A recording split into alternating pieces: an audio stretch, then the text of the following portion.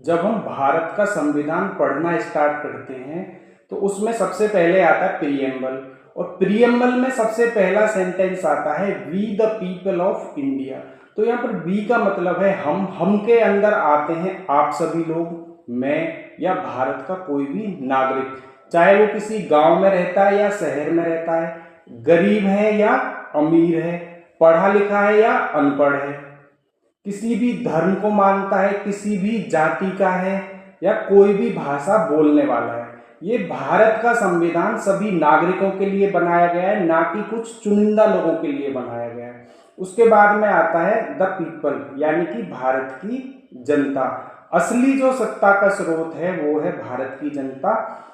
ना तो सरकार के पास में असली ताकत है, ना ही अधिकारियों के पास में है और ना ही नेताओं के पास में, ना ही पुलिस के पास में असली ताकत है और ना ही कोर्ट्स के पास में। असली ताकत जनता के पास में है। सरकार जनता की सेवक है, ना कि मालिक है। अगर कोई भी सरकार मालिक बनने की कोशिश करती है तो हम अपने वोट के अधिकार से उनको बाहर का रास्ता दिखाते हैं। उसके बाद में आता है ऑफ इंडिया, यानी भारत की जनता।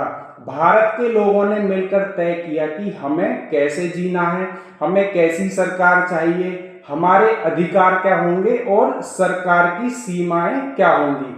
अब इसको हम एक आसान उदाहरण से समझते हैं। जैसे एक घर में घर के सभी लोग बैठकर नियम बनाते हैं, कौन क्या करेगा, पैसा कैसे खर्च होगा, अगर झगड़ा होगा तो उसका निपटारा कैसे किया जाएगा। वैसे ही भारत के लोगों ने अपने देश के नियम बनाए और उसी नियमों की किताब का नाम है भारतीय संविधान। एक लाइन में समझ लेते हैं we the people of India का मीनिंग। ये देश जनता का है, जनता के लिए, और जनता के द्वारा ही इसको चलाया जाता है अपने प्रतिनिधि चुन करके।